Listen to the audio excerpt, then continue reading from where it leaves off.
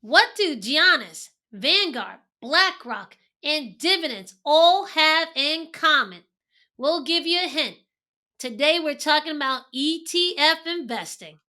So let's jump into it. For instance, for those of you who follow basketball, the Greek freak Giannis Antetokounmpo, well, I'll say that again, Antetokounmpo will be traded. And no, I'm not talking about being traded from his team, but being traded as an ETF. He has partnered with an asset management firm in Illinois and created a sustainable ETF. Sustainable ETF is also known as an ESG ETF. His ETF will focus on investing in sustainable companies that align with his values. The fund will not invest in companies that are involved in vices like gambling or alcohol. They also won't be investing in companies that could potentially have a negative impact on the environment, like companies involved in nuclear energy or testing on animals. Hi, I'm Nadia. And I'm Nicole, and we are the Well Twins. Now, did you know that when basketball star Giannis actually first got his contract, he had up to 50 bank accounts? That's right, 50. And he maxed them all out to the FDIC deposit limit, which is $250,000. Now, you know why? It's because he wanted to keep his money safe, and I believe he didn't know anything about investing. Now, lucky for Giannis, though, one of the co-owners of the Bucks is actually an owner of an investment firm. And when he found out about what Giannis was doing, he decided to take him aside and teach him a little bit about investing. Now, I believe Giannis must be as good at investing as he is at basketball because he took that lesson he learned and he decided to get into the ETF game. Now, this is on top of the new short film called Niger Odyssey that will be released on WhatsApp as part of their push to increase the use of the platform. His story is very inspiring and shows truly how money management and how wealth building can change the trajectory of your life and generations of your family. I wish this guy continued success. And if you haven't seen the movie on Disney Plus right now, please watch it. You'll be inspired too. Yeah, it's a movie for the whole family. It's totally inspiring. It travels along to see the rise of him and his brothers, and it shows what hard work and dedication and just good people around you, what you can really do in this life. It's an amazing Mhm. story. Now, when you talk about ETS, you can't help but to mention two of the largest asset managers in the game. Now, who are those asset managers, Nicole? Those asset managers are Vanguard and BlackRock, and the two of them, when combined, control about 60% of the US ETF market. Now, for years, BlackRock was the king of ETFs, but with an influx of money into Vanguard's ETFs since 2020, the two are almost neck and neck. Vanguard has become popular with individual investors who want low cost funds and good returns, like us. Okay? Two Yep. of Vanguard's most popular ETFs are VTI, the Vanguard Total Index Fund, which is trading around $197 right now. That's about $50 off its 52-week high. The other fund is VOO, the Vanguard 500 Index Fund. And that's trading around $361 right now, which is about $80 off of its 52-week high. If you can't or you choose not to make the minimum investment in their related index funds, which is usually around $3,000, and those funds are the VTSAX and the VFIAX, then you may want to check out these ETFs. Yeah, because it also sounds like these ETFs might be on sale depending on how you look at the market.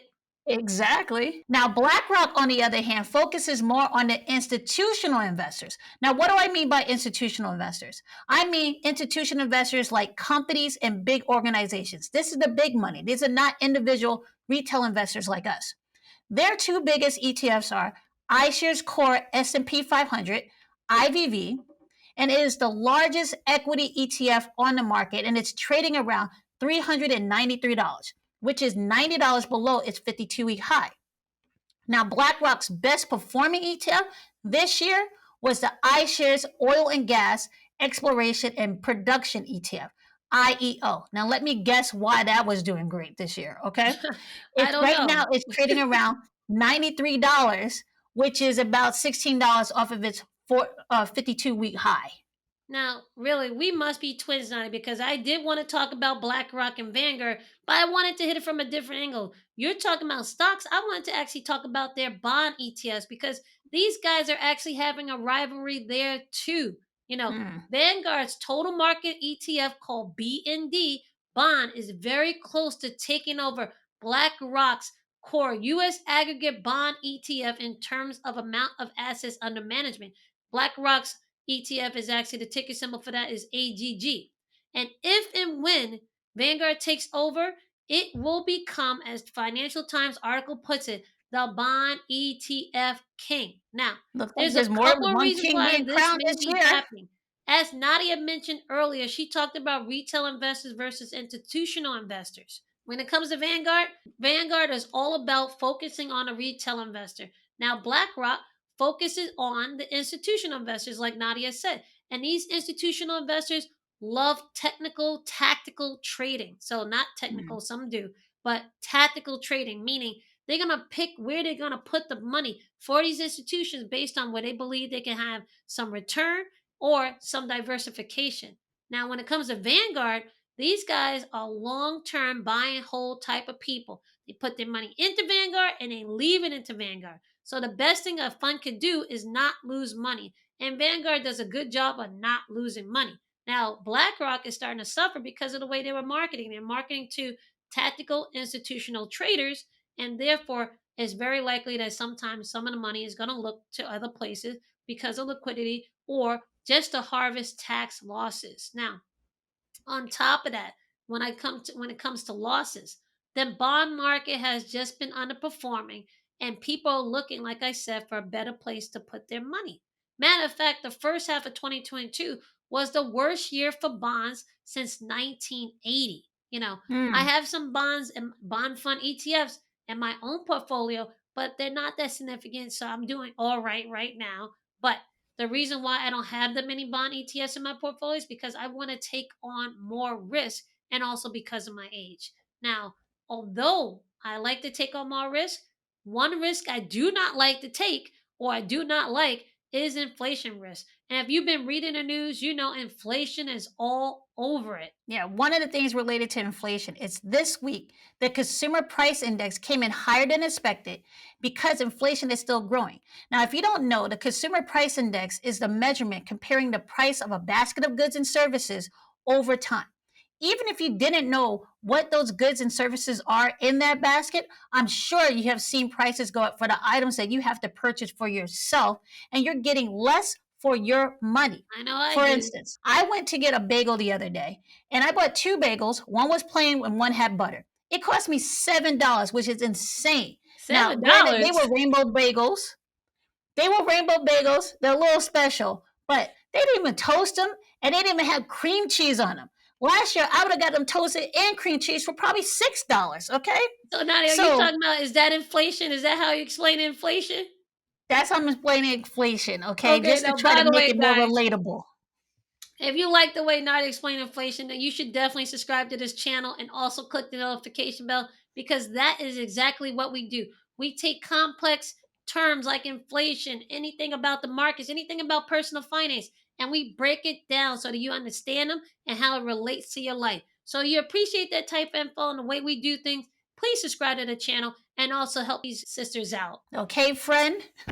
Well, another thing that's in the news is that the next Federal Reserve meeting will be happening on September 21st. I believe that's the first day of fall. It And it's is. expected that the Fed will hike interest rates in an attempt to combat inflation. Well, we expect to see a lot of volatility in the market based on the amount of that increase. So please be prepared. And one way you can be prepared is by hedging your investments with asset classes that have historically done well against inflation. In order to help mitigate some of the risks that come with a rate hike and with inflation, you can use ETFs as a hedge to protect some of your money. ETFs allow you to diversify your investments and spread your risk in a way that's more affordable for the average investor than just buying gold or cryptocurrency or individual stocks as a hedge against the market. One ETF that we believe should be known, especially during times of inflation, is Charles Mhm. Schwab's ETF SCHD. That is the ticker symbol SCHD. And by the way, if we haven't mentioned it before, ETF actually stands for exchange traded funds. All right. You buy just like you would a stock in the stock market, but it's a little different in terms of some of the aspects. SCHD by Charles Schwab is a high quality dividend ETFs, and we like dividends, especially in times of inflation. But this particular ETF is pretty interesting because it has some very interesting qualities. We did a total in-depth video about SCHD and we linked it right here. So make sure you check it out and let us know what you think.